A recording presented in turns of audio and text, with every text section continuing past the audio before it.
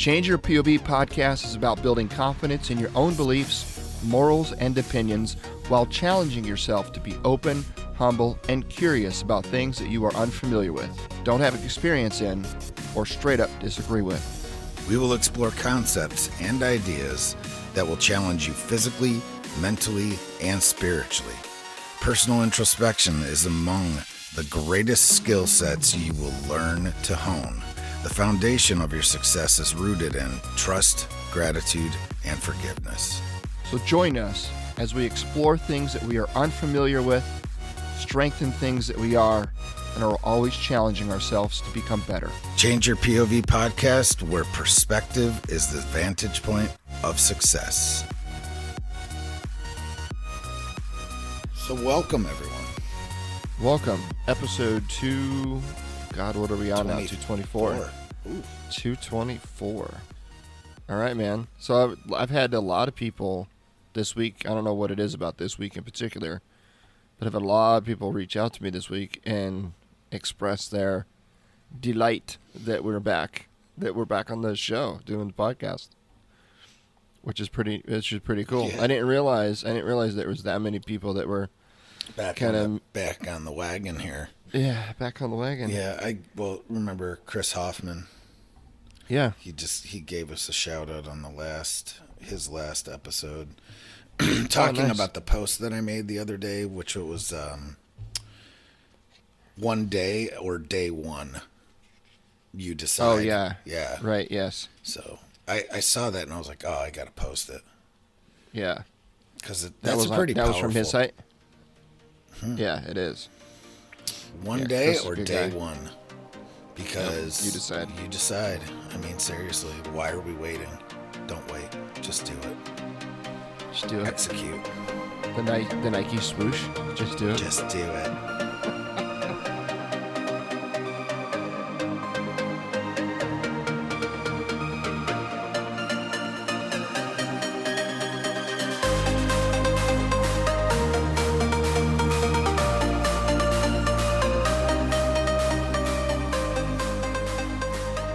Well, we're gonna do our segments in order this week, because last week we totally botched that one.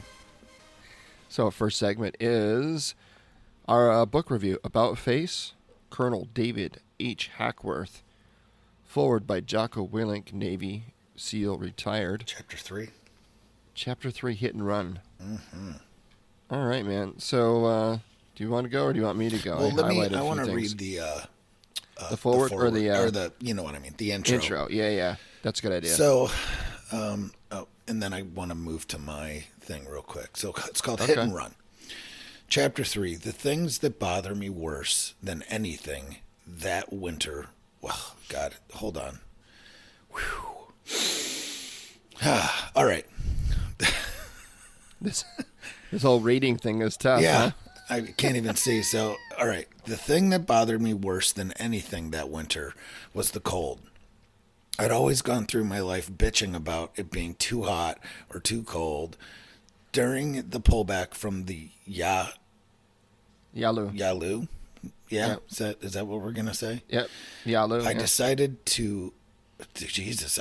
I would never complain about the heat again if I could only just get warm. And the thing you have to realize with life expectancy, what it was on the battlefield was that chances were you weren't going to live until spring anyway. You had to realize that you might never get warm again. And that was from Colonel Allen D. Bell Jr., U.S. Army, retired, G Company 27th Artillery. Look at you. Forward Observer, Korea. Mr. 50 to 51. Dude, I got to tell you, man. Is that guy, have you ever heard of this guy before? I haven't, okay. no. I just was wondering. No, I will tell you, though, when I was in Korea from 99 to 2000, we did field training exercises, and I did hands down. FTXs. Yes, hands down, Korea is the coldest place I've ever been in my life. Hands down. Do you know why? I live in the Northeast. Korea is a brutal bitch. Do you know why it's colder? I don't know why. It's to the bone cold, bro. I'm wondering, like you say that to the bone, because I know what you're saying. I have been to Korea, but it was not in the winter. But my, I guess, prediction on why, that's not the right word either. I'm having trouble putting words together today. Is because it's an island nation, right? For the most part. I mean, it's a peninsula, but a lot of it is surrounded by water, right? Yeah. So depending on where you're at, if you're closer to the coast, you're going to have a higher humidity. And we know that cold plus humidity is like to the bone cold. Oh, God, right? yeah. So I'm wondering if that has something to do with it. It's just probably got to do with weather patterns, because it doesn't get like, I mean, it does get cold, but not overly like, I mean, where I live by, in upstate New York, it gets freaking cold, right? Right. We get a lot of snow too, but yeah, I don't know. I wonder why it could be that it's just north, I mean, yeah. But I don't know, man. It was brutal, bro. I'm talking like frost negatives. I mean, it's I don't know temperature wise. I don't even know, but oh my God, it was cold. Like you just can't get warm. I mean, that's all you hear about with the Korean War. So, I mean, that makes sense in the 50s though, because they didn't have shit for cold weather gear. They're dealing with like wool, which is great cold weather gear, but yeah, it's the first place I was ever deployed where we got issued the moon boots. Oh yeah, the Mickey Mouse boots. And let me tell you, I don't know how they're supposed to work, but they didn't work shit for me, man. Really? No, I think for me they worked great when I was at drum. I think once your feet get wet, once your feet are cold inside there, they stay cold. It's like it's like an ice box. Maybe. I don't know, man. Maybe I was doing it wrong. You're doing it wrong, Carl. You're doing it wrong. Because there's a way. Well, I found out after one full FTX that you have to actually like inflate them to put like an air barrier in there. Mm-hmm. You know what I mean? Yeah. I didn't realize that. I must have been walking around with a deflated freaking moon boots. Yeah, awful. So this is you wanted to so I was just gonna go like it's literally like the third or fourth page, and like this this chapter just gets right into it, and it's the night that it's topped with the night the Chinese came. Right. I was in a foxhole in the center of my scout section defensive position, and the sector was densely covered with screw pines and scrub oaks. My foxhole buddy and I were sitting on the edge of the hole when we saw, and it was right out of a cartoon, a row of small trees moving towards us. We chopped them down. We chopped them down along with little Chinamen creeping along behind each one. So they chopped down little trees, and used them as camouflage to advance. That's kind of hysterical, right? Wow, that is kind of funny, yeah. And with hand grenades, but that was just the beginning. The next thing I saw was what I could only describe as a human wave of Chinese crashing over us. For the next 3 hours, they came, wall-to-wall Chinamen, many of whom did not even have rifles, bro. Wow. Only long lances tipped with bayonets, like some William Wallace charge shit, right? Right, yeah. Long lances tipped with bayonets. Others were armed with U.S. Thompson submachine guns or Russian drum-fed assault rifles.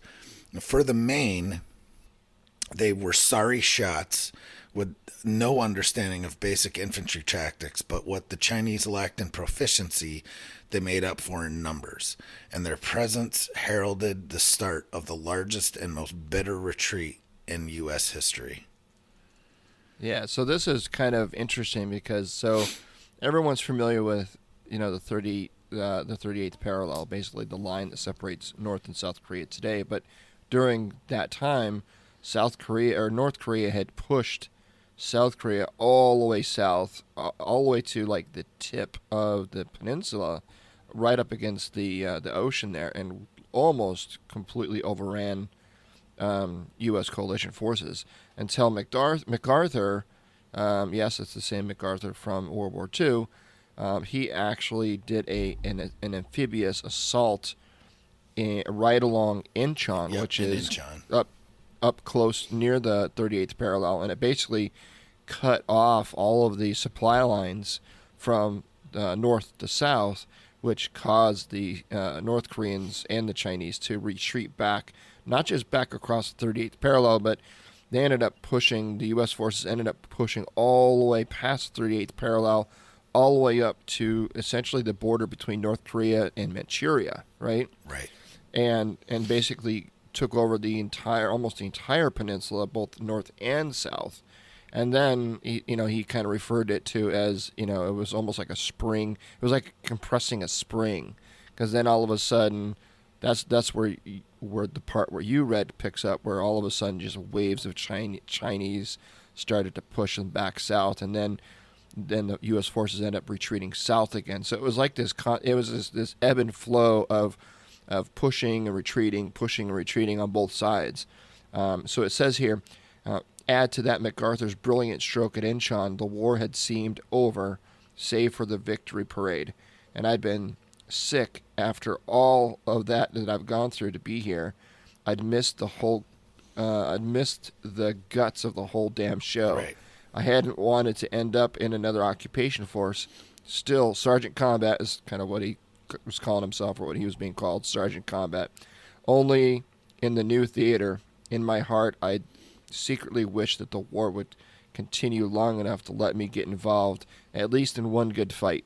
Well, my wish came true, only too well. And that's where it gets into basically getting into this huge fight with the Chinese. Mm-hmm. And then the other part here, I just kind of back to the quote a little bit. I was interested to kind of read this piece. Daylight wasn't far off when we headed home. Progress was slow. Initially, we had to pack our zunk. Oh, so he ended up capturing there was a Chinaman that was kind of tracing back some field wire, following some field wire back, and he was kind of by himself. And Hackworth ambushed him. Basically, said he parted his hair, whatever that means, knocked him out basically. Mm-hmm. So daylight wasn't far off when he headed home. Progress was slow. Initially, we had to pack our zonked out prize, which was the POW.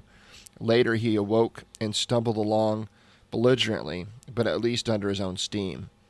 Just when we thought we'd made it, we ran into a large enemy force moving down the road in formation. They were jabbering excitedly and dragging machine guns behind them on squeaky wheels. We were about 6 yards from the road. I lay on top of the prisoner, covered his mouth with my hand, and pressed my trench knife hard against his throat. I thought the cold steel would be enough to convince him to be good, but it wasn't. Old habits die hard. He started squirming around. My hand was muffling his cries to his comrades. When he tried to bite it, I had no choice. I slit his throat, and I lay there on top of him for what seemed like bloody eternity, until the road was clear and we could hoof it back to the U.S. lines. I hadn't wanted to kill him. I would rather have captured the guy. A live prisoner is worth 1,000 dead hombres. But I was probably as scared as he was. In the millionth of a second, I had to decide, and it was either him or my patrol. Killing that guy and one other incident probably hammered home most that Korea was not some training maneuver, that I was really in war, boots and all. Now, bro, you slit somebody's, you're laying on top of somebody, you slit their throat, and you continue to lay there. Dude, you're straight up just getting sprayed and covered in blood. To be. Yeah. Right? And to stay there and not move, and let's be real. You're not going to slit some guys, like in the movies, you slit somebody's throat, they just fall over dead. That's not reality. There's ghastly noises and gurgling, and it's awful, bro. Awful. And to have to do that, I mean, man, that's, it's one thing to get somebody in your sights at 300 meters and squeeze the trigger, but it's more impersonal, right? Yeah, but you start killing somebody with a knife. Well, like, you hear the stories. One of the best stories I ever heard about, like, someone trying to get a knife kill was from. Right. You know, there's like all these rangers, like every ranger, they had like a whole like pool going of who was going to get a knife kill. You know, Right. Yeah. So Leo Jenkins tells a story on a podcast I heard. It was just hysterical. I mean, as much as death can be hysterical, but yeah, right. unbelievable. Just so funny. But either way. So the crazy part about this is so many people died in the Korean War. Like, it's not something that we really talk about. Right. And the other thing that's not talked about is not just, we all know that the Chinese, assisted the North Koreans, right? Oh, yeah. Right. Sure. And that was Kim Il-sung. What is it? No, hold on. It's Kim Il-sung. I'm saying the wrong. Again, I have dyslexia today for some reason. Kim Il-sung, right? Yeah. Okay. Right. Yeah. Which isn't that? Is it the father of Kim? No, it might be. Is that grandfather? Kim? It's maybe the grandfather. Yeah, it's that. Yeah, I'm not sure. It's either or maybe the father not. I'm not sure. I don't know. But what's weird is so World War II and Korea War, they're not that far separated, No. right? They're basically 10 years. So obviously there's some ebbs and flows between that 10-year period. But so you got basically World War II. In World War II, the Japanese obviously were our enemy, but the Chinese were our ally because the Chinese were also in conflict with the Japanese. So in World War II, the Chinese were our ally and Japanese were our foe. And then, under 10 years later, we're now in the Korean War, and the Chinese are our communist enemy, and we've got bases in Japan, and Japan is now technically our ally, right? Right. So it's amazing how things flip-flop there between the World War II and the Korean War. Right. But one of the things that's not talked about a lot is that the Soviet Union was also involved on the North Korean side, and was, you're talking, how many troops? 26,000 troops. Yeah. And a ton of planes. But at the peak strength of the Chinese forces in North Korea, or in Korea, it wasn't North and South at that point, 1.45 million. Ugh, Jesus, really? Yeah. The North Korean strength, right? Only 266,000. Wow. So that war was fought and completely won by the Chinese. Right. It wasn't, the South Koreans had 600,000 troops. Yeah. And we had 300,000 and change there, 325,000 there. And that's a lot of people on that little. I mean, Korea, that peninsula. It's big, but it's not that big, right? Yeah, I mean, it's. I don't know in terms of miles across. It's probably a little bit wider across than maybe Florida, but I mean, it's not much bigger than Florida essentially. I mean, it's to have that many people fighting on a little peninsula like that is brutal, man. Mm-hmm. Brutal. Oof. So the Allies had 1.78 million total, but the peak strength and the total number of troops in Korea on the North Korean side was 2.9 million.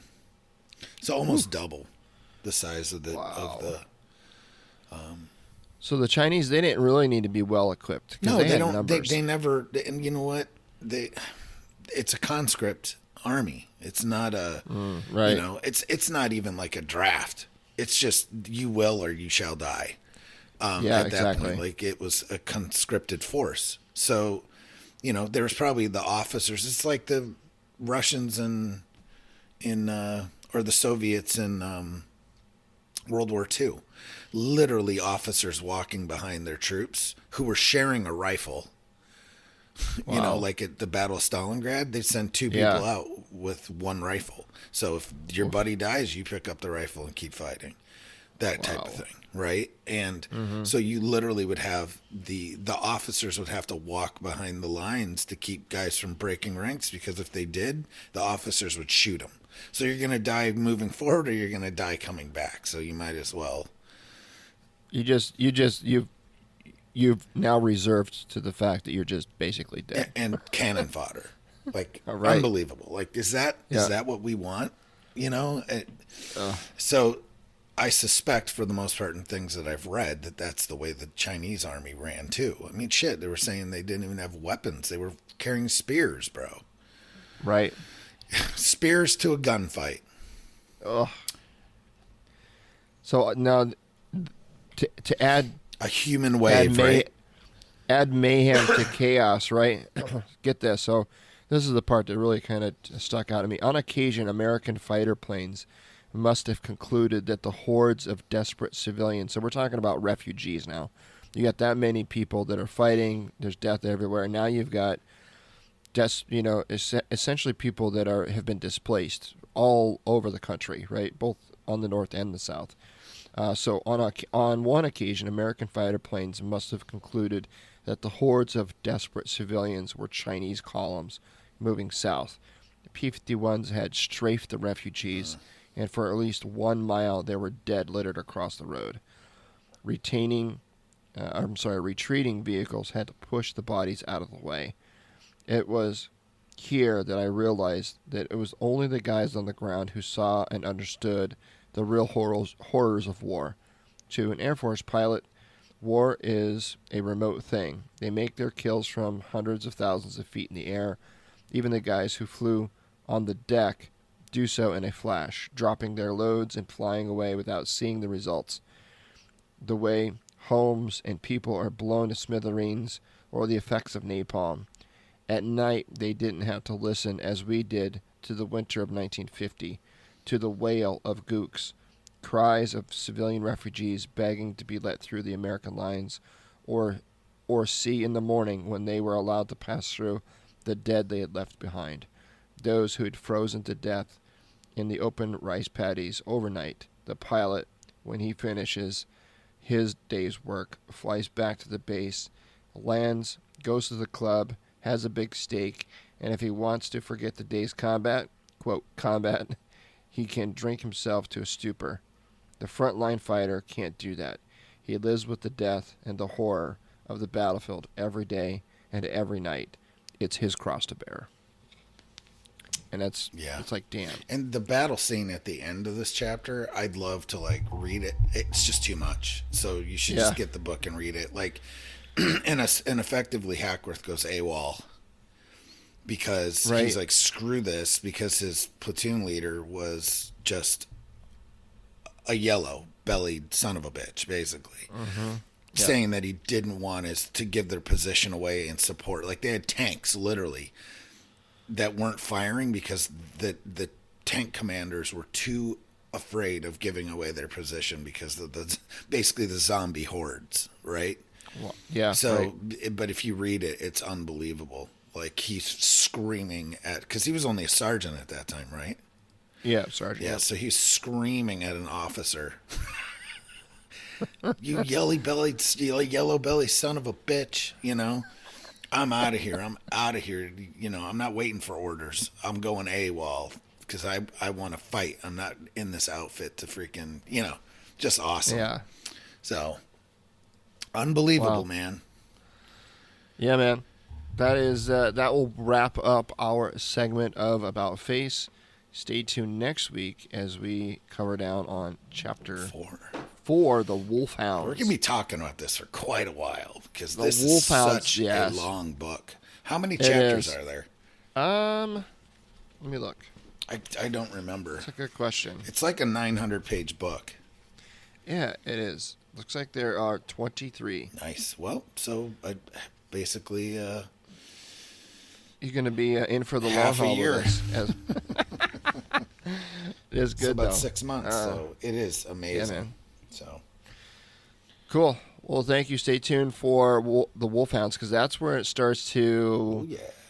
Yeah, I mean, not that it hasn't been good this far, but that's where it really starts to kind of get really interesting as Hackworth gets his battlefield commission to lieutenant, and essentially gets kind of hand selected to unleash the hounds, to choose his own volunteer force that he can basically go and run these special operation missions, independently on his own, and it's really good, really really good. Really, really good.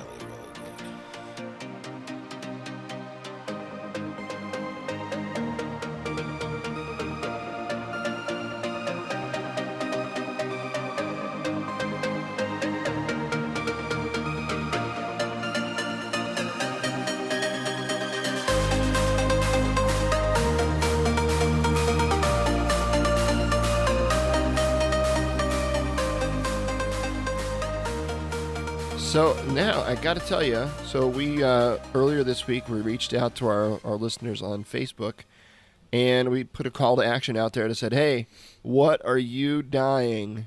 What topics are you dying for us to talk about on the show?" And Patrick Riley, so thank you, sir, if you're listening to this, he responded actually really quickly and said, "How about the water pollution and the illness from it at Camp Lejeune and Fort McClellan?"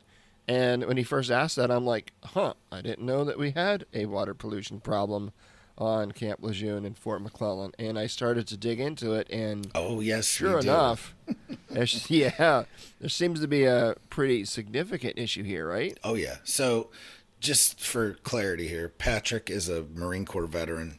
I served with him in the Marines. And I met him in 1990. It had to have been 95. Okay. So it was the last unit that I was in the Marine Corps for, well, I guess it was 95. Yeah, it had to have been 95 because I was there at the end of my Marine Corps time. I had been done a little lifeguard time at the pool, and then came to, I guess it was Headquarters Battalion 2nd Mardiv, to work as spend the last few months of my enlistment in, right? So we were kind of like the get along gang. Nice. Right? And we it was fun, man. A lot of cool guys in that unit. All either guys that were hurt or getting out or going to other places, and either way. So what? But before you get started, so I'm picturing you, Bennett Tanton, as a lifeguard. Now I'm picturing you with red trunks. No. Toting around one of those red floaty things. Running down the beach along with with Hoffman. No, just at oh man, Hasselhoff. Yeah, Hasselhoff. Hoffman, Hasselhoff. No, so this was like at a pool, and then I was also a McQuist instructor, so Marine Corps instructor of water survival. So basically, we just thrashed people in the water. So what you're saying is, it's not that you don't drown, you just don't drown very easily. Correct. Got it. Correct. Okay. Yeah. You have to build a comfort in water. I'm telling you, that's so. People, this is not to go off on a tangent and get away from this question, right, or this topic. Yeah. But people always ask what the big difference between a lot of special operations, right, and SEALs and recon. And I'm not lumping SEALs and recon into the same caliber. Trust me. I'm just saying because one's Marines, one's Navy, but they both have to do with water, right? Right, yeah. That's the differentiator. Is yes, I've met some hard ass sons of bitches that are special forces guys, right? I wouldn't want to go into battle with anyone else, right? Hard as shit. Yeah, right. The thing is, here's the big difference.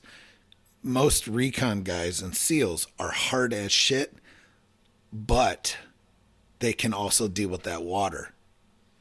Now, that water is the differentiator, because you can make the baddest motherfucker on the planet scream for his mama in the water. That's the truth. That's where you separate the real men from the boys. And I'll get all kinds of shit for saying this. But and that doesn't mean that there's not guys that could handle the water qual either. But you have to be not afraid to drown. That's it.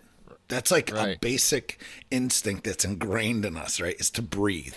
Duh. Right. Part of our autonomic nervous system. Like you don't even have to think about it. So to gain the control of your system to not take a breath underwater, no matter how bad it gets, like if you don't take a breath, you're going to black out. That's the difference.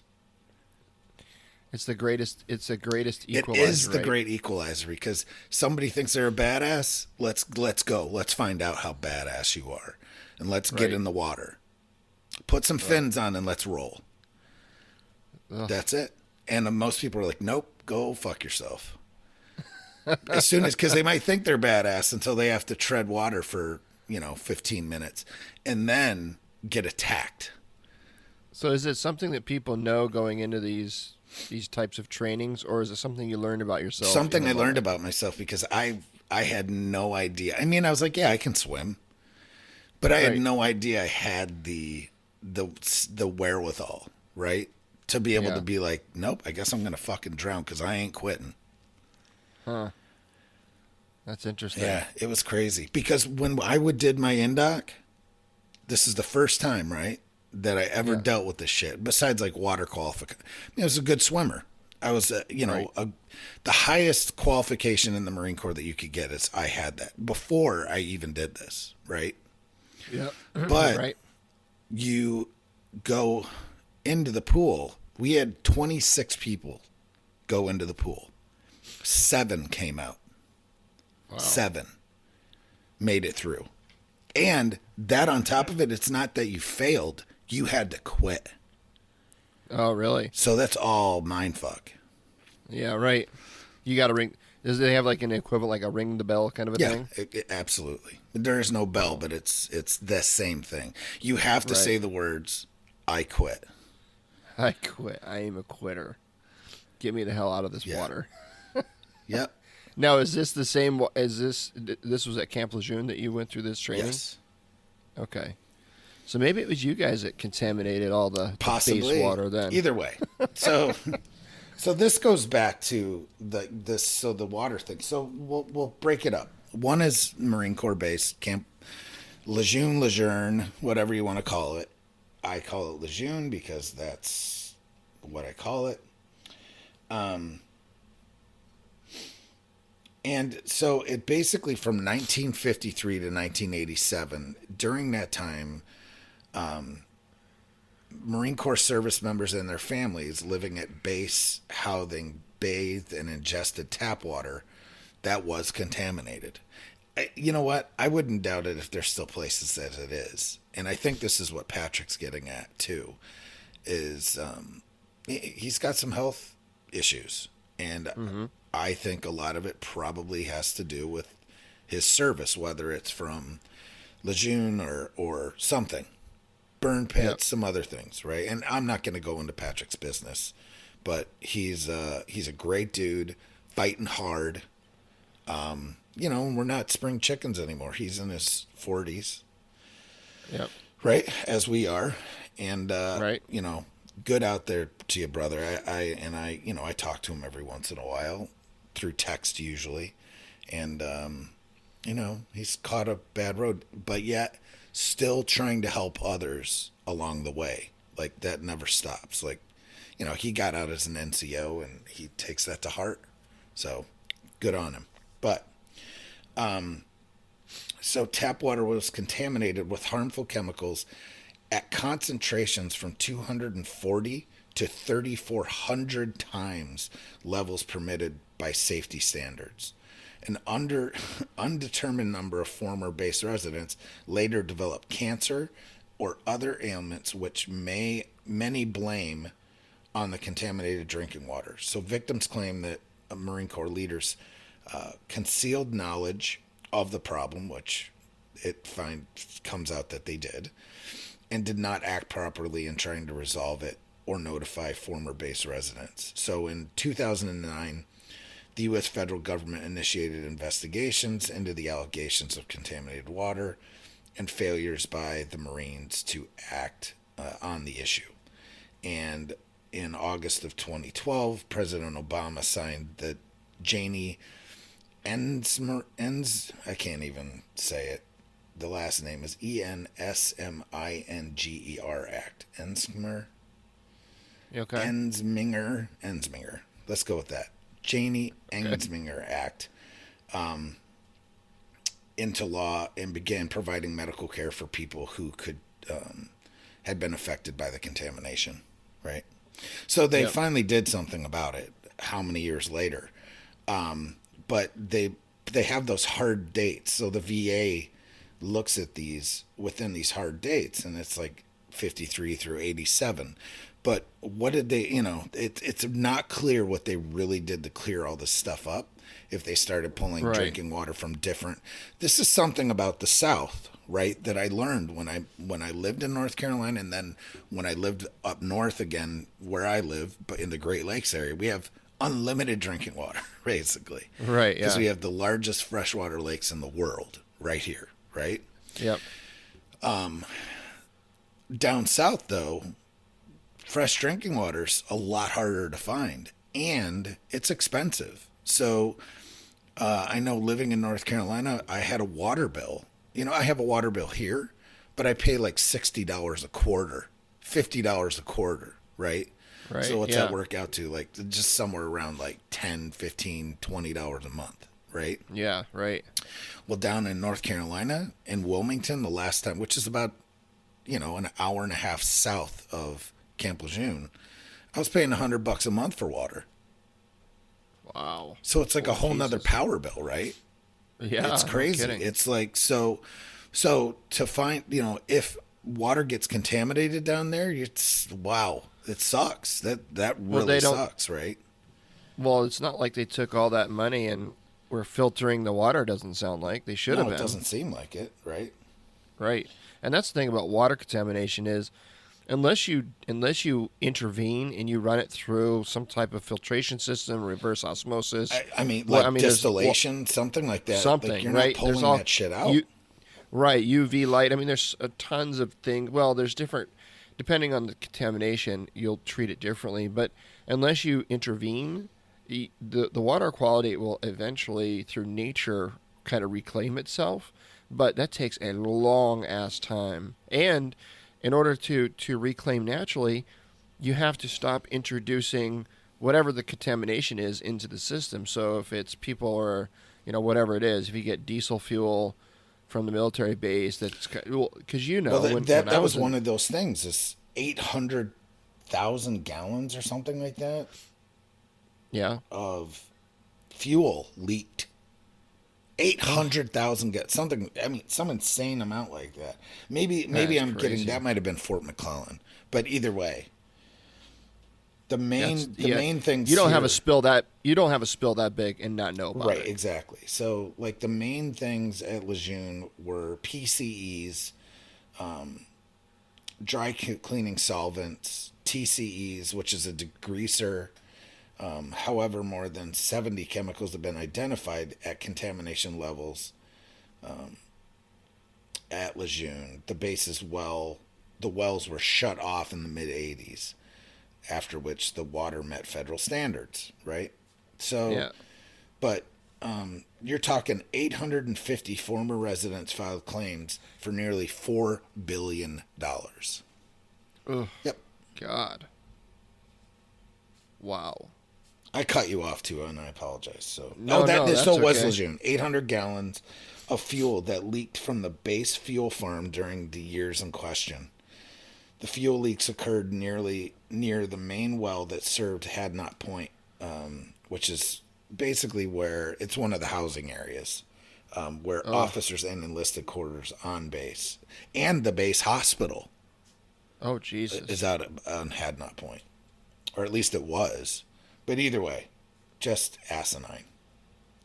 That is crazy. And it turns out that they lied about it. They all lied about it. So bad. Covered it up, hoped it would go away, and in the meantime, making just tons of people sick, right? Yep, tons. So the VA, the U.S. Department of Veteran Affairs, on their website, so if you go to va.gov /disability/eligibility. I'll put the link in the show notes of this page. It says Camp Lejeune water contamination health issues. If you served at the Marine Corps base, Camp Lejeune, or Marine Corps Air Station, MCAS, New River, or North Carolina, you may have had contact with contaminants in drinking water there. Scientific and medical evidence has shown an association between exposure to these contaminants during military service and deployment of certain diseases later on. If you have qualifying service at Camp Lejeune and a current diagnosis of one of the conditions listed below, you may be able to get disability benefits. Do they give the conditions? Because the ones that I know of are cancer, I'll read them to kidney you. cancer, there's a angiosarcoma of the liver, I think, and then some kind of acute leukemia. Yeah, so here's what's listed on the VA site. So adult leukemia, aplastic anemia, and other myelodysplastic syndromes, whatever that is, bladder cancer, kidney cancer, liver cancer, multiple melanoma, non-Hodgkin's lymphoma, and Parkinson's disease. Good Lord. And it says who is covered. Veterans, reservists, and guardsmen are covered. Both of these must be true. 1. Serve the Camp Lejeune or MCAS New River for at least 30 cumulative days from August 1953 through December 1987, and didn't receive a dishonorable discharge when you separated from the military. So both of those must be true, and you must have these symptoms in order to qualify for these disability benefits. Wow. Interesting. So that's Lejeune, right? And then McClellan, which is Alabama. It's an Army base that was in Alabama, right? Yep. So the VA actually has a site for this as well now, which is newer because for a long time they've been just gathering information, right? But potential exposure at Fort McClellan. So Fort McClellan has an Army installation in Alabama that opened in 1917.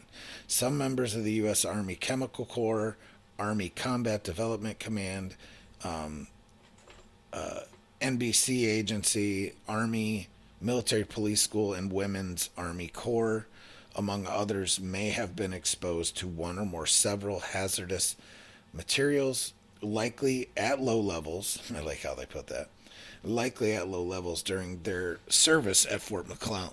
Potential exposures could have included, but are not limited to, the following: radioactive compounds, cesium-137 and cobalt-60, used in decontamination training activities in isolated locations on base; chemical warfare agents, i.e. mustard gas and nerve agents, used in decontamination testing activities in isolated locations on base; and airborne polychloride biphenyls, or PCBs, from the Monsanto plant in the neighboring town. Okay? So although exposures to high levels of these compounds have been shown to cause a variety of adverse health effects in humans and laboratory animals, there is no evidence of exposures of this magnitude having occurred at Fort McClellan. There are currently no adverse health associations associated with service at Fort McClellan. But, so that's the thing. Like, until they show the proof, they don't acknowledge it, right? Which is kind of fucked up at the end of the day. But the charges recently that, the VA started this website, but there's not a ton of info on it, right? Right. Other than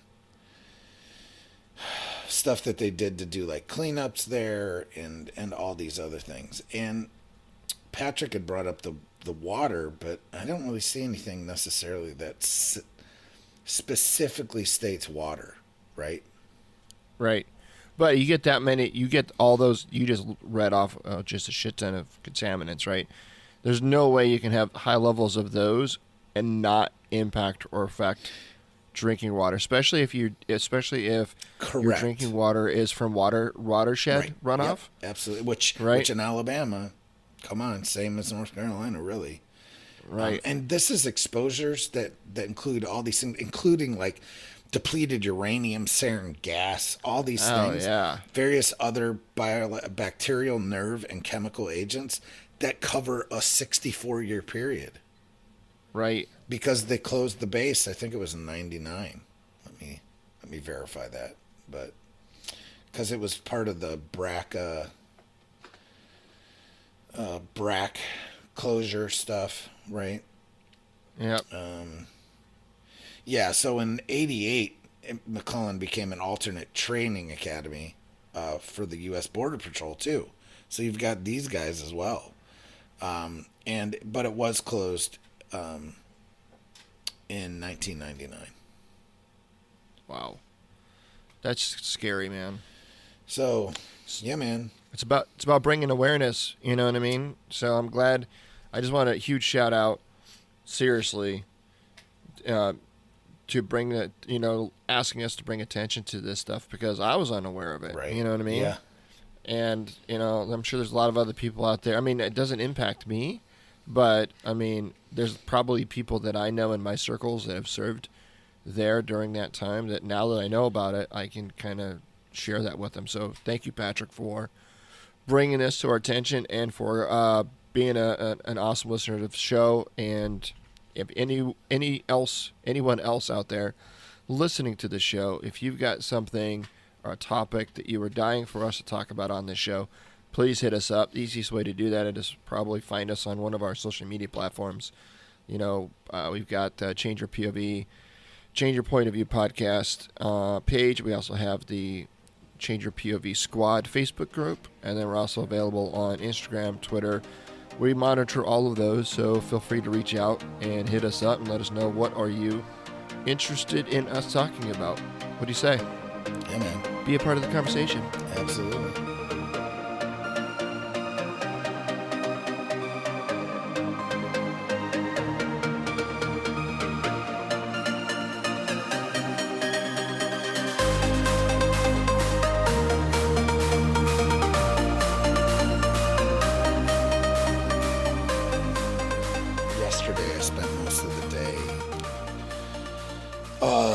At this veteran social summit that was hosted by Ryan Hunt. Ryan Hunt from 10th Mountain, right? Apparel. Our Mountain Up. Mountain Up. Yes. And Pando, calm. I love that. But again, just like a good entrepreneur, right? He pulled back for a bit, and now he's come back and he repackaged stuff. Right? Because he learned some lessons. He also had some serious, personal stuff that happened. And, of course, I'm not going to go into that. But, I feel for him. They make a cream for that. Right. Just kidding. You know what I mean? And had to deal with some shit, like emotional, physical, family, that type of stuff. And had to deal with some shit and really sit back and, take stock of what's important, right? Right. And, that's kind of what we've done over the past year, basically. Right? Yep. It's just do a lot of, today is of course we record this on Sunday, but it publishes on Wednesdays. Do some serious self-reflection and introspection on yourself. And last week I went on a kind of a rant, which got a lot of good feedback actually, where I was just telling people that they need to stop and really do this work, right? So either way, Veteran Social Summit, which had some of the usual suspects: Adam Bird, Robert Garcia, John Krotek, Richard Kaufman, who else? My old buddy Michael Penny.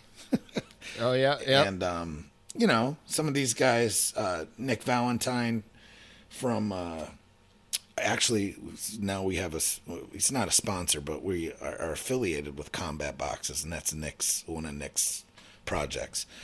And you guys will start hearing us selflessly and shamefully promoting combat boxes coming up here soon, right?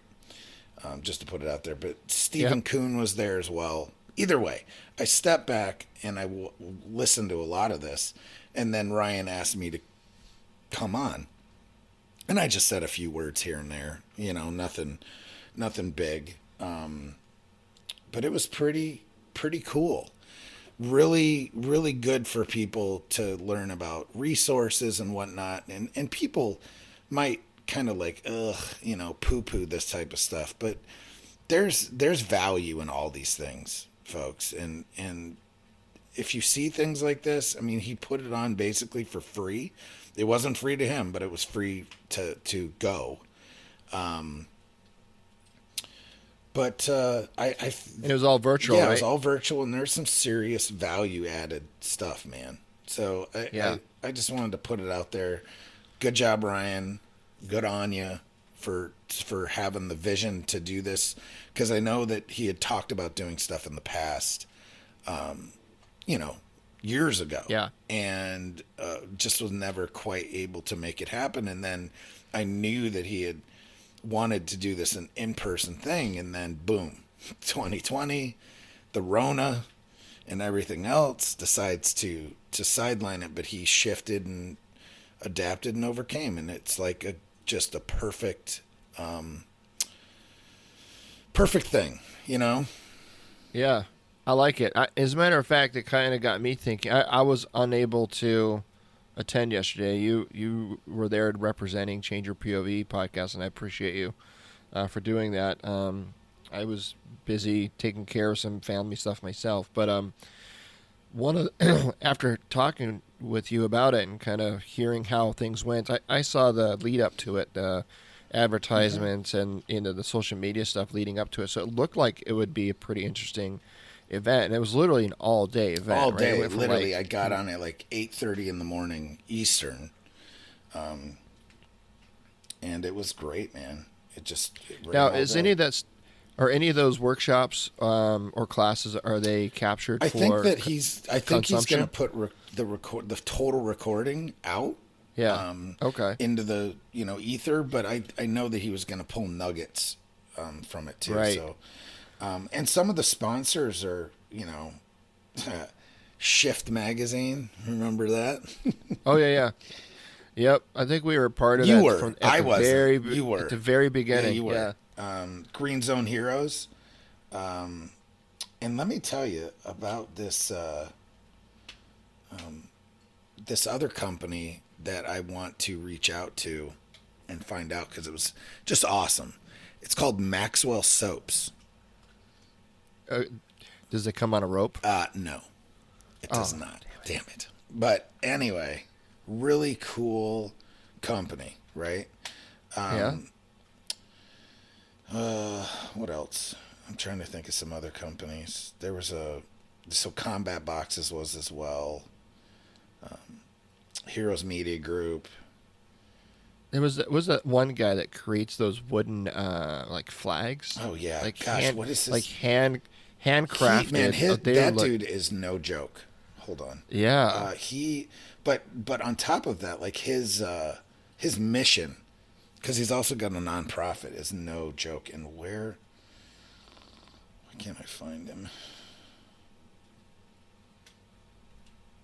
So while you look that up, I just gonna share with you and the audience so Ryan kind of inspired this idea that I've been kind of rolling around in my noggin there for a while, and it's something that you and I have talked about for quite some time, is doing something like this. Well, we've talked about doing something like this, but doing it like in person. But I mean, especially with the way things are now, I think doing it virtually is probably the way to go. But what I was thinking about doing at some point is something similar to this. Maybe not like a full day event, but maybe a half day, and breaking it up and having different kind of seminars or work groups or classes.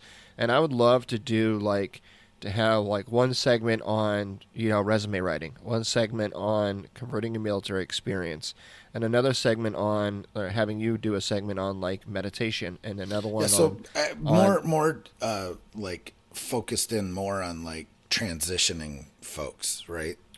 Yeah. Right. Yeah, doing like trust, gratitude, and forgiveness. Like, there's a lot of resources that you've created and actual. And that's the thing too. That's for me. That's the make or break. Is if I'm going to attend something, I want something actionable to come out of it that I can take back to my personal world and implement and see results from it. Like, to me, that's ultimately. And I'm not saying that didn't go down yesterday. I wasn't a part of it. I'm sure there's a lot of actionable stuff there, but for me, it's more than just.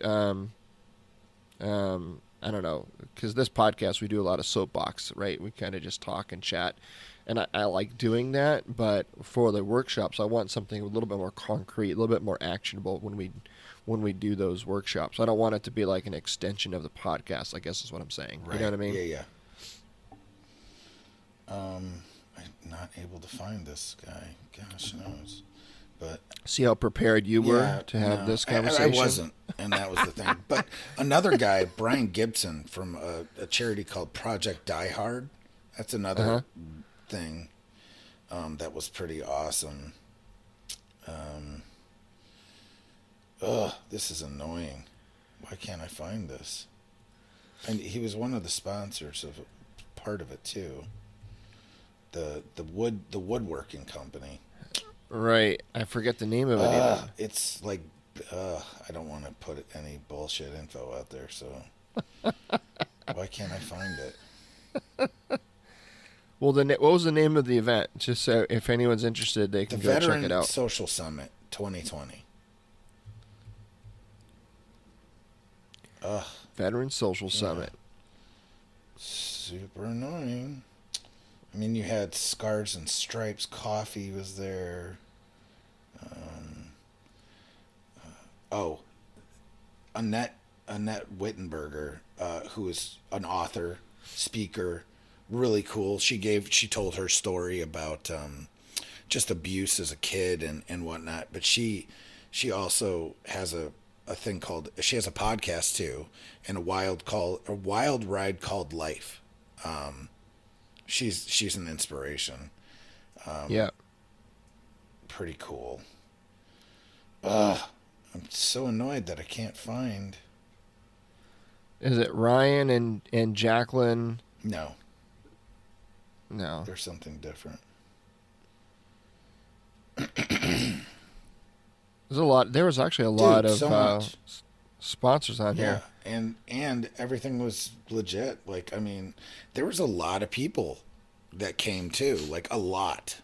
Our old buddy Dan Brown got on for a bit. He didn't, but he was at least watching. You know what I mean? Yeah, right, yeah. Adam Bird was there. John Krotek.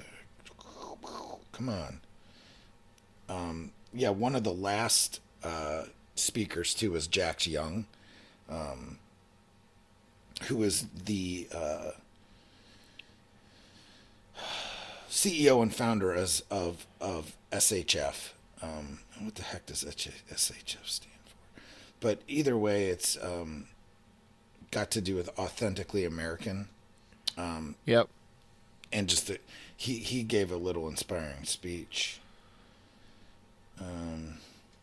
The thing kicked off with Lane and Stephen Kuhn and Lane Bilone, who is a SF guy, and Stephen, who we met before, and we've interviewed him.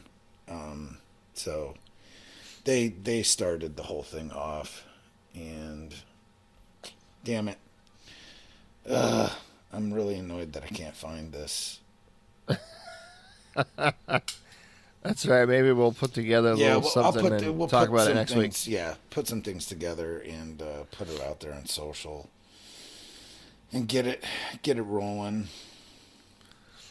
Yeah, but either way, cool. Man, it was cool.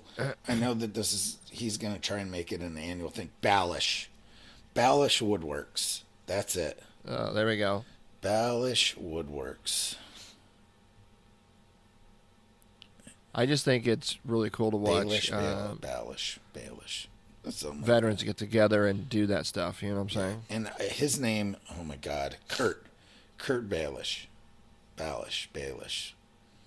And he's out of Fayetteville. So, yeah, man. Yeah. Seriously, the stuff that they make, it's no joke. Like his woodworking stuff, everything from coasters to all of it, man. Just the tables and stuff. Like he makes full-fledged furniture too. Right. Just amazing stuff, man. So that's really cool. Yep. And then he's got a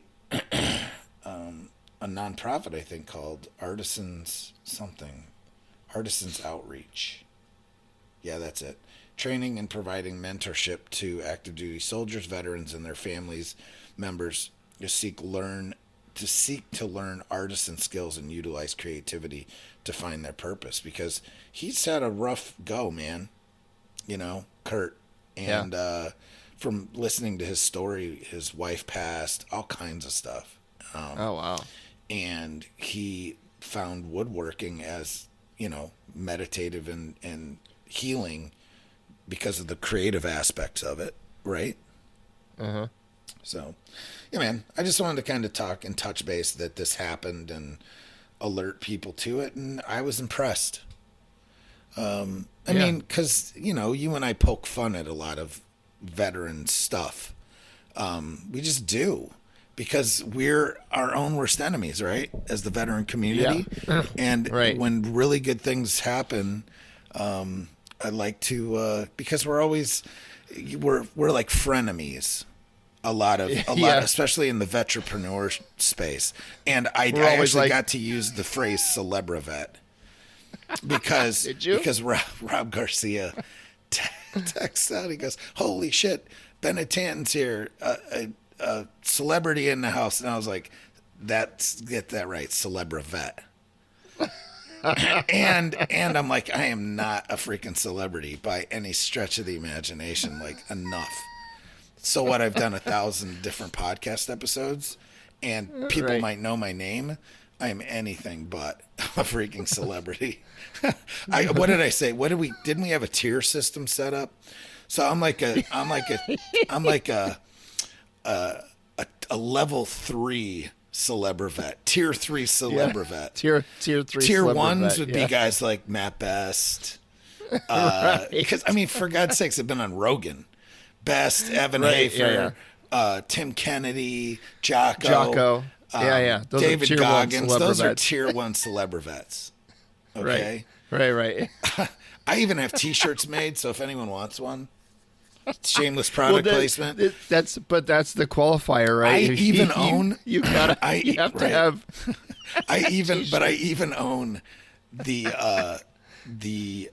URL, or I did. I don't know if I still own it. I owned the URL celebravet.com. You got it? Yeah. You did? Yes, I did. Oh my God, that would be funny if we did something. And I don't like remember if I still own it or not. So maybe I should check after we're done recording to make sure, because someone else will jump on it. Yeah. Celebravet.com. Celebravet.com. Get on there. You can fill out a questionnaire, and it'll spit out what tier celebravet you are. What tier of celebravet you are. Because owning your own T-shirt definitely moves you up the ladder. Tier 1 celebravet T-shirt for sale here. If you're an author, if you have a book, that moves you up to tier 2. If you got a podcast, so I guess maybe we're not tier 3. Maybe we're at least tier 2 celebravets. Maybe. Well, I don't know. We've got a book and a podcast, right? And a podcast. It's not a good book, but it's a book. Right. You can buy it on Amazon. It's a book.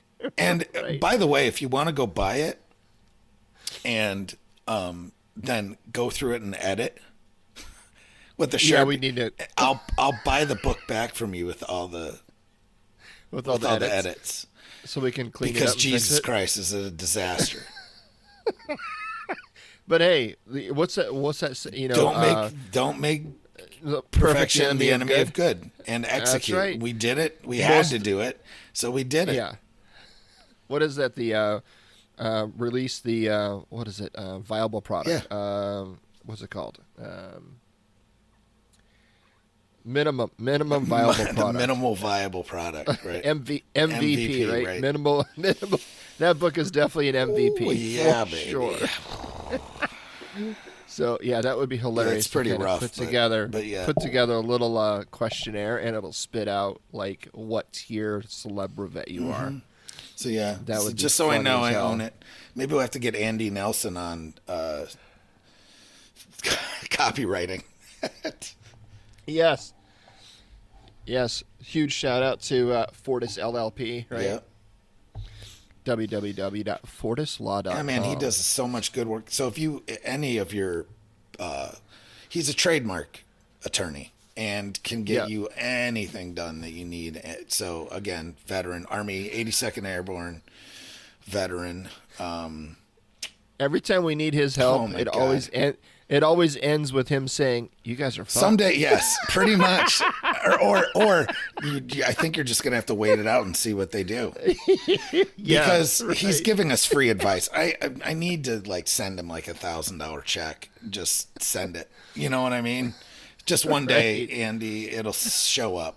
Okay, for all the free legal advice he's given us over the years. I mean, literally. So this came up yesterday in the Veteran Social Summit was the copyright infringement. Right. Which, folks, if you don't know, that bit us on the ass. That bit us in the ass. And well, I mean, it didn't end up, but it scared the shit out of us. I can tell you that. Right. But yeah, talk about scared. Anyway, scared the shit out of us. And that's not the first time it's happened to me. So you think I'd learned my lesson, right? No. Virtual asshole fucker. Obviously not. Because not only that time, I got my first company really ended because of that. I got cease and desists from big time lawyers with big time money and big time. And then I made the dumb mistake of fighting it. Instead of just rebranding. Right. You just quit.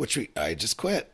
And that was stupid, number one. But I also pushed back, and it cost me a couple good sums of money. Yeah. But so the profits that I had made from that company basically got eaten up and shit down the toilet, you know? Right. All because of, me and pride. So don't let your ego get in the way. Just pull back and rebrand. And I think that's what we did well this time, right? We got back on the horse eventually after we shut everything down and erased everything. And, oh, God. It was like, it took us a long time to come to terms and to come to grips with it. We're like, do we want to even come back and do this anymore? Yeah. And we took a break for a little while, and then we decided, you know what? Yes, let's do this. It's going to be painful. It's hard to read. I mean, if you go and you type in changeyourpov.com right now, you're going to get like an 404 error. Basically said the page doesn't exist. Yeah. Because we took everything down. You know what I mean? Because we didn't know where these images or this one particular image ended up because we used it, and right. It was our bad for not really. Well, now I can tell you that we don't use every image that we use now is ours. Yeah. or we have permission to use it. So never make that mistake again. Well, I'm not going to say never say never, but but yeah, we do our due diligence to the best of our ability. We're not going to try the copyright gods again. Nope. No, that is so true. So yeah, that was kind of funny, but not funny. Yeah. So yeah, good job, Ryan. Well done. What else do you want to talk about?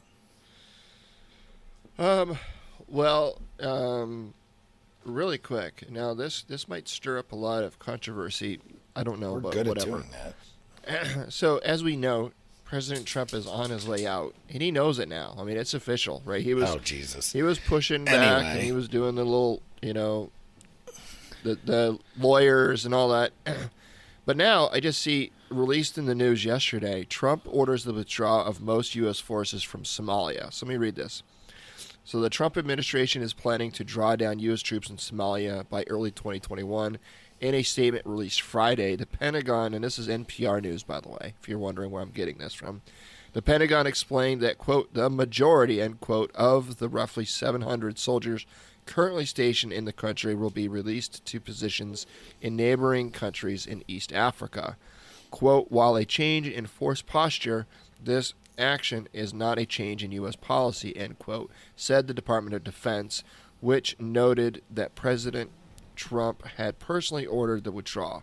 Quote, we will continue to degrade violent extremist organizations that could threaten our homeland while ensuring we maintain our strategic advantage in great power competition, end quote. So it goes on, and it's a pretty good article, but really it poses the question that I have, and that is, how much latitude does an outgoing president have to make these long-lasting decisions after he's left office in just a few months, right? Like, I'm not saying that I disagree that we should be pulling forces out of Somalia. I'm just saying, in general, how much latitude does a president have in his final moments in office to make decisions like this? As the commander-in-chief. But is that right or wrong? I'm not sure. Because I just try and stay out of it. I mean, at the end of the day, why are folks there? You know what I mean? Well, that's true. So it's not a simple question.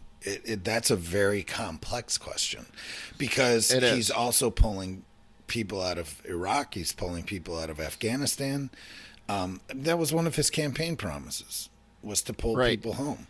Well, I think that's kind of the thing, right? I think he is in a last-ditch effort trying to make good on his camp, which is commendable. And I think, depending on which way you land on the fence on this, is going to depend on whether or not you agree with the decision, right?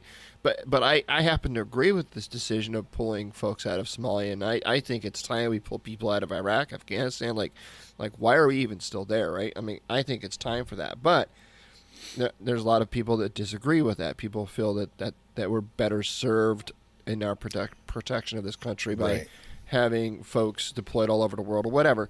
But I guess the question, though, is what other decisions are being made, but behind the scenes, things that we maybe not even be privy to, that he's making in his last couple of months in office that perhaps maybe wouldn't be a good decision for the United States and for the economy. Yeah. I don't know. I mean, I'm pretty sure that most presidents make shitty decisions all the time. You know what I mean?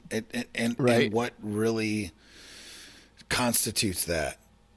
Is it opinion or is it reality? I mean, there's two sides to every single coin, right? And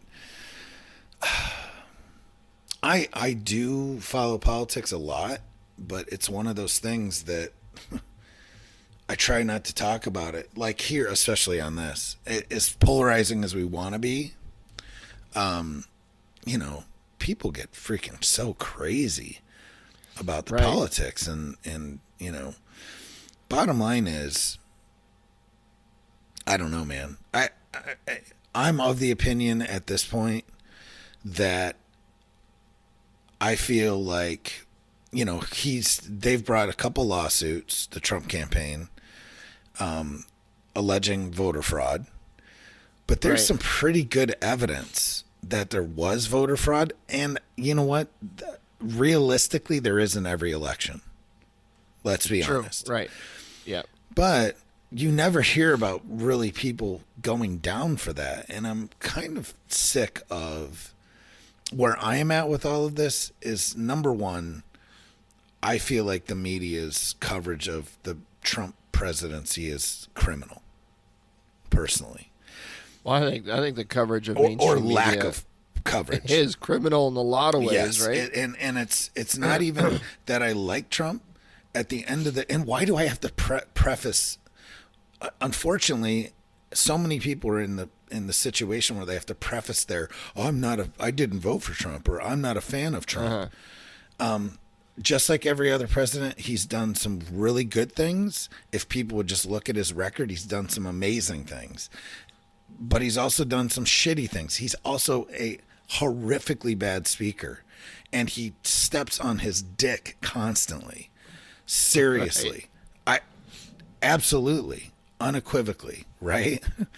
Yeah. He's not the most presidential president that we've ever had. But what the fuck does that mean anyway?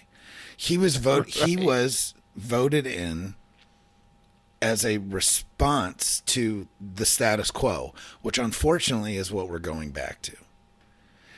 Right. The one thing that I have to give President Trump props for is that he hasn't got us embroiled in any more wars. Wow. Right? First president in true. a long time, man. No, that's true. You're right. First president in a long time that hasn't got us more deeper embroiled. If anything, this is a sign he's pulling back, right? Right. Whether that's right or wrong, it's not for me to decide. And opinions are like assholes, folks. Everybody has all have one, one, and they all fucking stink. So shut up. I mean, you're entitled to your opinion, and you know what? I hear it, and I can listen to your opinion, and if it's a valid opinion, then you make good points, then I am all ears.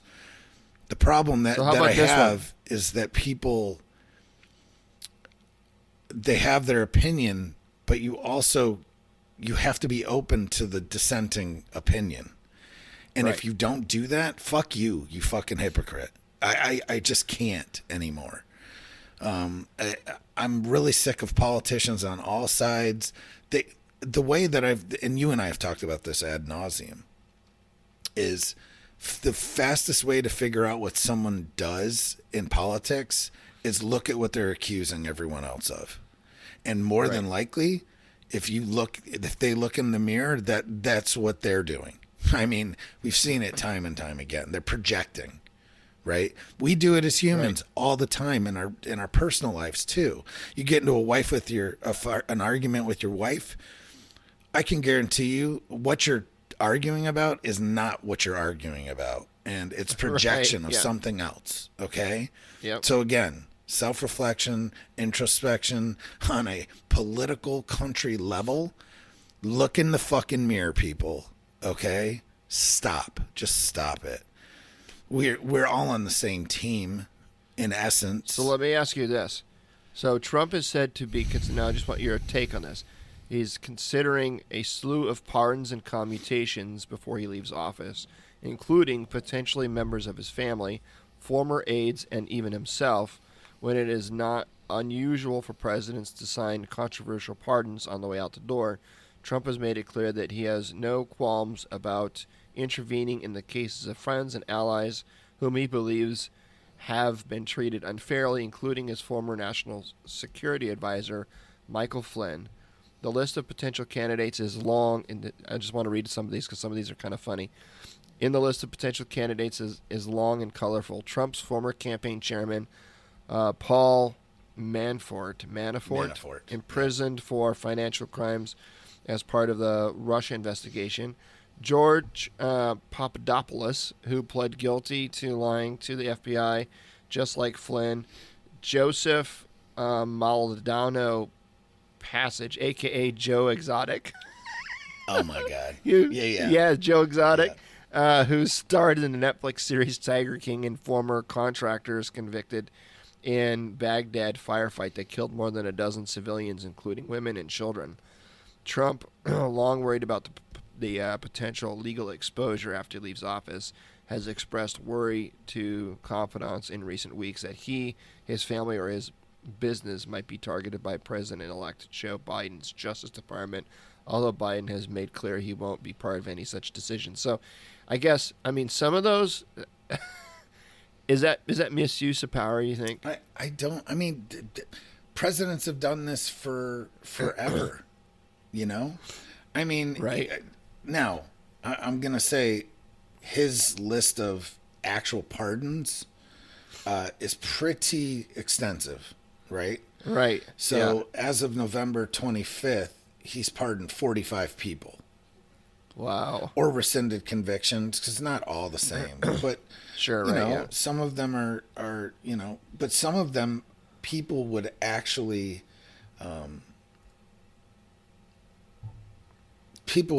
agree that they were really good pardons, right? Right. I mean, I'm looking for that one.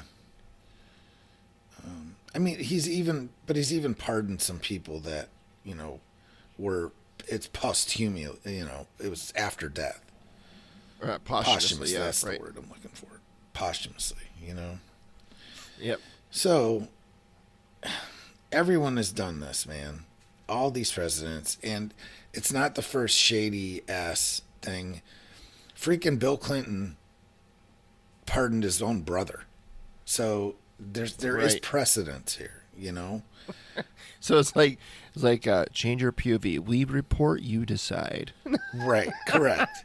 So like Bill Clinton, you know, he pardoned his brother who was in federal prison for cocaine possession, Oh wow. you know? Yeah. That I know for a fact. I'm trying to think of some others, you know. Patty Hearst. There's people. I mean, George Bush, Louis Scooter Libby. That's a name people have probably heard of. Barack Obama, James Cartwright, who was a Marine Corps general, and he pled guilty to giving false statements to federal investigators in 2016 and was awaiting sentencing, and President Obama pardoned him. Chelsea Manning, that's a name from the past, right? U.S. Army whistleblower, convicted by court-martial, sentenced to 35 years in prison for providing classified documents to WikiLeaks, right? Is that who's this again? Chelsea Manning. Yeah, the so Army specialist. I was wondering about Snowden. Well, Do you think- I think personally that Trump should pardon Snowden. He should also probably, I don't know enough of, I know plenty about Snowden, right? I don't know as much about Assange. He's also not an American, so I don't know what you know the deal is behind that. I'm not gonna go after it, right? So Yeah, I think it was October of this year that Snowden actually received citizenship to Russia. So he's basically, right. if he doesn't get pardoned, then he's basically going to be a Russian citizen the rest of his life.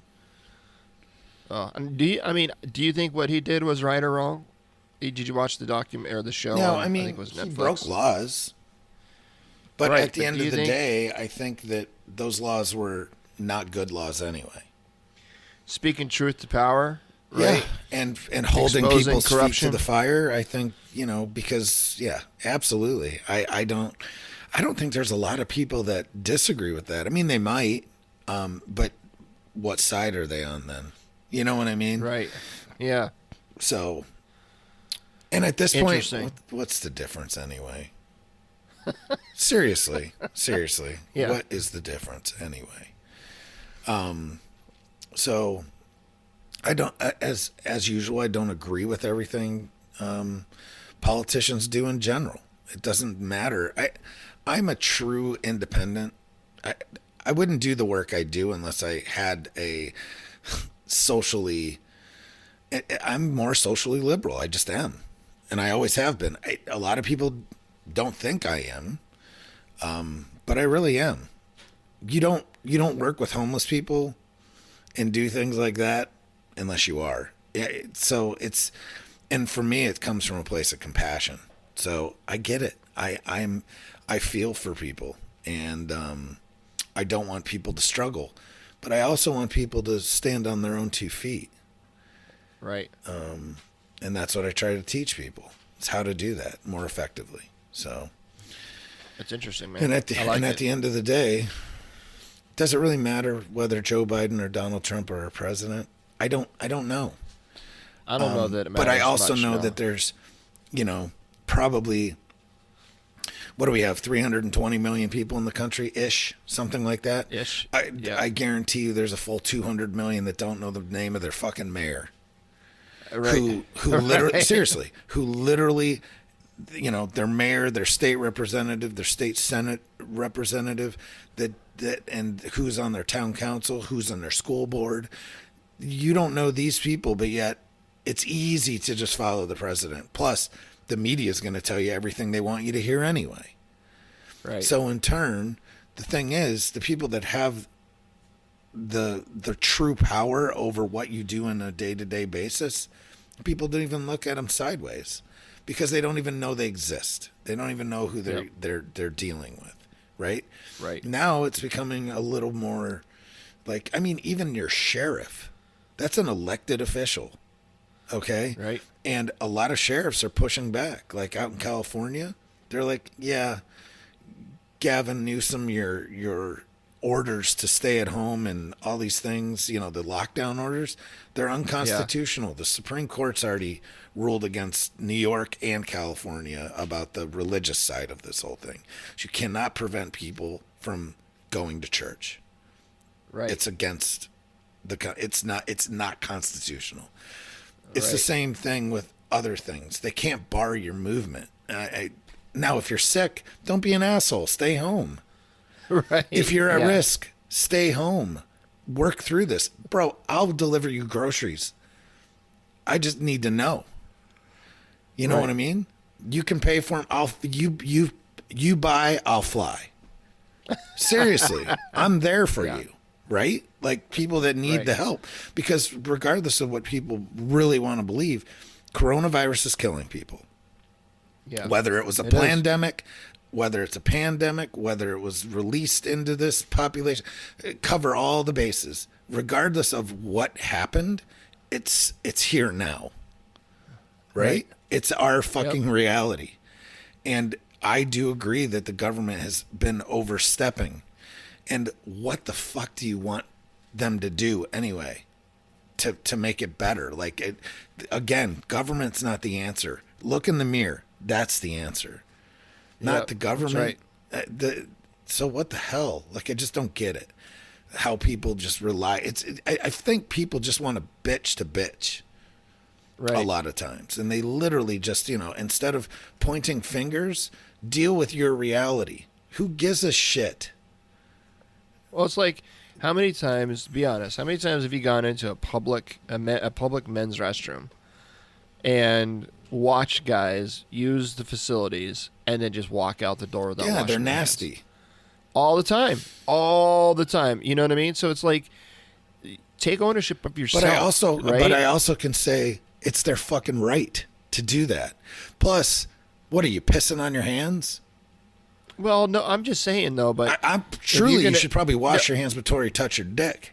Well, what I'm saying is those people are probably, they've got no issues with spreading viruses like coronavirus, right? Because they're obviously not any type of sanitary conscious. They're the ones that I just think that if everyone just, like you said all the time, right? Just be a good human being. Like, wash your hands, be respectful. Right. Keep to yourself. Keep your social distance, and we'll get through this, right? Absolutely. But you want to be like this, it's a government conspiracy. I'm at the end of the day, I'm sorry, I don't care about the CDC saying, masks work or they don't work or whatever. Right. I'm going to wear a mask. Now, so people, I've caught flack for that. Yes, I'll wear a mask, right? Because it makes people feel comfortable. But don't shut shit down. What are you doing? Right. Don't shut the damn restaurants down. Don't shut all these small businesses down. Just use common sense, please. And exactly. Wash your hands, wear a mask. Right. Like what in the hell? Move about your business, because my freedom is more important than your fear. I'm sorry. Right. That to me is something I fully agree with. And the cure can't be worse than the disease. Yeah. And I know Donald Trump said that. So I absolutely have to say no, that's not true because Donald Trump said it. Get out of that mind frame, America, please. Just because somebody says something doesn't mean it's, and you might see them as wrong all the time, doesn't mean that what's coming out of their mouth is wrong. Oh, I'm sure it wasn't his original thought anyway. Of course. Is there any original thought anymore? No. Probably not. No, I think they've all been thought up and we just repackage them and spew them out. Right. Just like every business idea, you know? Yeah. Hey, we've already been there. We just repackaged it and freaking came out with it. That's right. So, again, learn from history. This is why I make some of these Friday posts. The Friday facts are historically based because I want people to remember. Bro, do you realize, like, this last Friday I just posted, the one, you realize that Woodrow Wilson in 1918 was the first sitting U.S. president to visit Europe for the Treaty of Versailles, for the signing of the Treaty of Versailles, the end of World War I. An American president hadn't been to Europe as a sitting president. I mean, I know they had to go by boat and shit, but still, to not have a sitting president go to Europe until 1918, that shit's kind of shit that blows your mind a little bit to me. Well, what about Washington?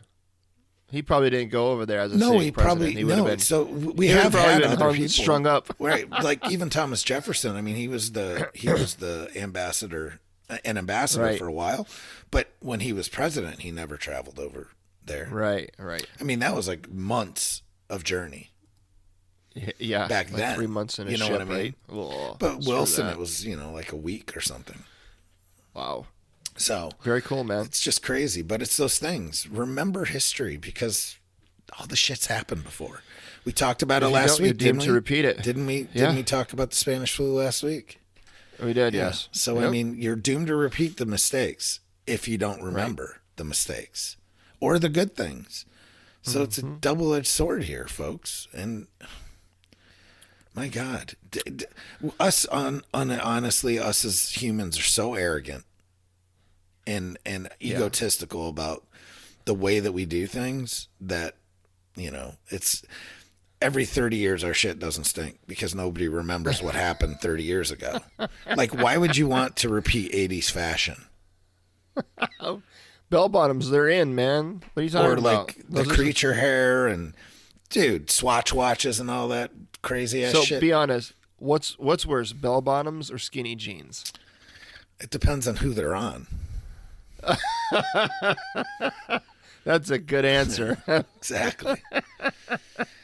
And why do we have skinny jeans hanging off our ass? That doesn't make any sense to me.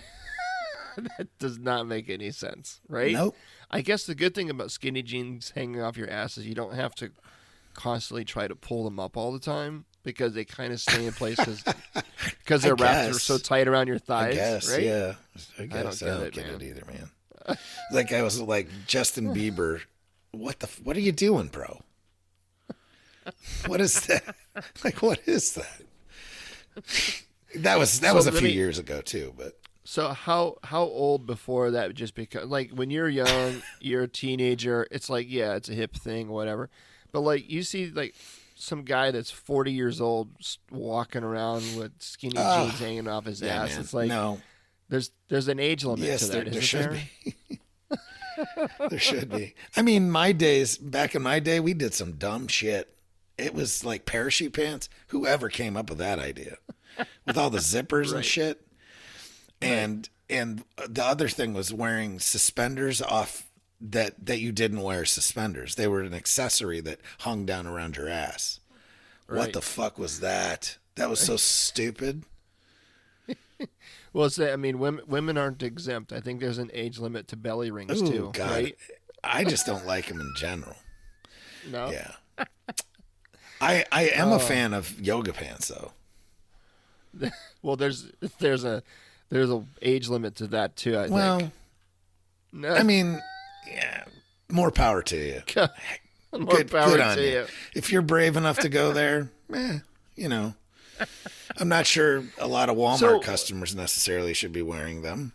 So what would happen if you and I walked around public wearing yoga pants? That would just probably be a horrendous thing. No, but think And I about it. wouldn't Like, want don't you anyone to be think people? subject to that madness. But there's a lot of women out there that subject us to their madness. That's not right. I mean, It's come shit. on, man. Not There's right. all sizes and shapes of women, and most. Well, there's all sizes and shapes of men yeah, too. but dudes are But just nothing. ridiculous looking. They just are. Like, we're a strange animal, man. Like, I mean, even if it's, it's not a gay thing or anything like that, it's like naked men. Seriously, bro? Like, it's ridiculous looking. Come on. Like, what's this? All right, good to know. I'm just saying.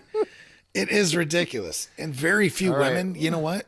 I bet if you took a poll of women, for the most part, they would say the average man just looks ridiculous naked. Well, I'm going to tell you, I'm going to have to recall that Christmas gift I sent your way. It was a pair of men's yoga pants. Well, I thought it was floral patterned. I thought you would really Lululemon. like them.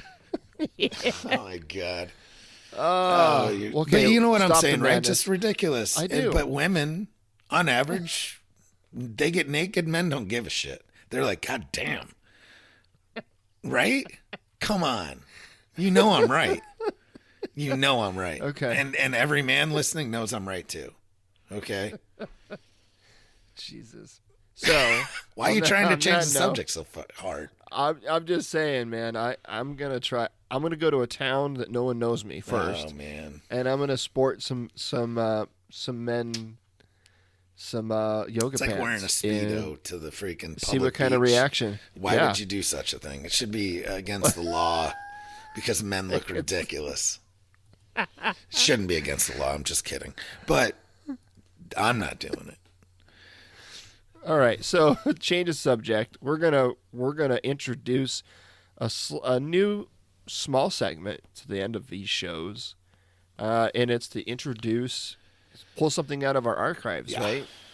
We've got over 500 episodes that we've released over the course of And several over years. different names and Yeah, so we're gonna introduce you to these, a little bit at a time, and we're just gonna hand select some here, some there, and this week I decided to start with episode 113, which is "Don't be a dumbass. You need to have a plan when you get out."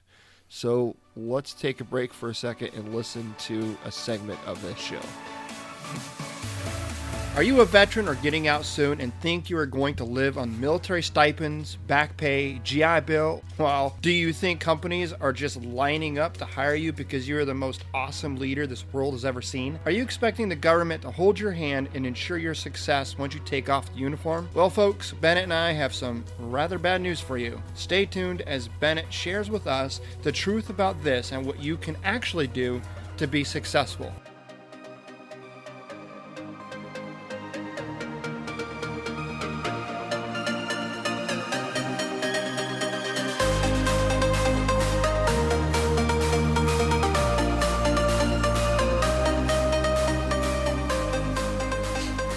don't be a dumbass. Don't be a dumbass. I Yeah. love that episode. Yeah, it's one of the, and we're gonna change it up. We'll do some motivation Mondays. We'll do some behind the curtain. All the different. We'll even bring in some of our old Our old compadres. Well, I mean, like compadres. Dwayne Dwayne's and show still exists. Jeff. It does, and we'll introduce the new show after we play a little clip of this old Yeah, stuff. for So. sure. Cool. All right. Well, on that note, sir, stay tuned next week as we dig into some more about face. We're going to bring you some more military news or what's going on in the world today. We'll have a topic of some sort, and then we'll finally close down the shows with a little bit of Back to the Future. And I segment think and we'll pulling out also archives. next week we'll also have an ad by the end. Oh yes, Yeah, let's do that. so we'll have some products to offer you folks for your buying pleasure. Yeah, absolutely. All right. Very cool. Sounds good. man. Thanks, Good man. job. Well done. Thank you for listening to Change Your Point of View podcast. Pull up a chair and get a seat at the table and be a part of the conversation. Connect with us over on Facebook at our closed Facebook group called Change Your POV Squad. Let us know what you think of the show, good, bad, or indifferent. We'd love to hear your thoughts.